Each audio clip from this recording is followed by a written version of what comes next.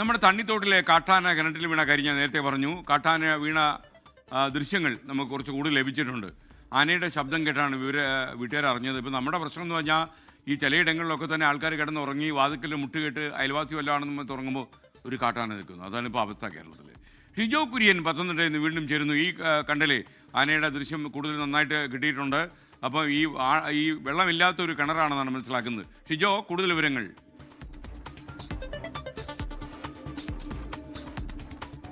കഴിഞ്ഞൊരു 7 മാസത്തെ മാത്രം ഈ ഒരു കണക്ക് പരിശോധിച്ചു കഴിഞ്ഞാൽ പത്തനംതിട്ട ജില്ലയിൽ ജനവാസ മേഖലയിൽ ഇറങ്ങി കിണറ്റിൽ വീണത് ഇതൊരു 4ാമത്തെ ആനയാണ്. അതായത് ഞാനിവിടെ പത്തനംതിട്ട ജില്ലയിൽ വന്നതിന് ശേഷമുള്ള ചെറിയൊരു കണക്കാണ് പറഞ്ഞത്.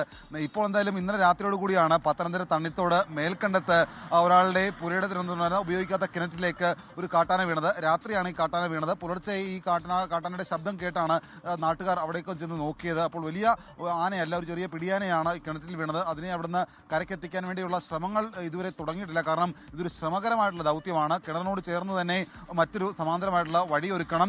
ആ വഴിയൊരുക്കാൻ വേണ്ടിയിട്ട് വനപാലകരും മറ്റ് ബന്ധപ്പെട്ട അധികൃതരും ഒക്കെ അവിടേക്ക് എത്തിയിട്ടുണ്ട്. മറ്റ് യന്ത്രങ്ങളൊക്കെ അവിടെ കൊണ്ടുവന്നാൽ മാത്രമേ ഈ ആനയെ കരയ്ക്ക് കയറ്റാൻ കഴിയുകയുള്ളൂ. ഈ ആന മറ്റൊരു ആനയ്ക്കൊപ്പമാണ് ഈ പ്രദേശത്തേക്ക് വന്നത് എന്നുള്ള വിവരമൊക്കെ നാട്ടുകാർ പറയുന്നുണ്ട്. പ്രത്യേകിച്ച് ഈ പത്തനംതിട്ട ജില്ലയുടെ മലയോര മേഖലയിലുള്ള ആളുകൾക്ക് ഇപ്പോൾ ഇതൊരു പുതുമയുള്ള കാര്യമല്ല.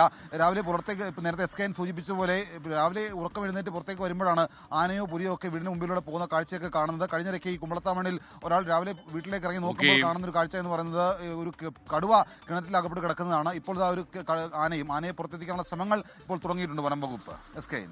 Okay, thank you Shijo Kurian.